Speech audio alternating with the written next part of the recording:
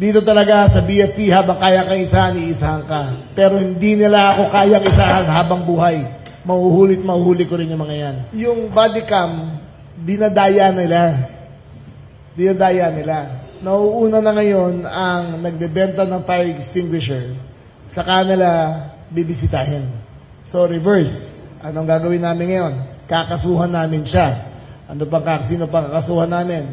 Yung backtrack ng DILG, lahat ng na-identify namin na fire inspectors at lahat ng bilihan ng fire extinguisher, kakasuhan na rin namin. This work never stops. Kawawa naman ang mga negosyante natin. 99% of the employers of the Philippines are small and medium-scale businesses. 100% of them are victims of the BFP. Kailangan matigil na to, and I will not stop hanggang mapigilan natin lahat.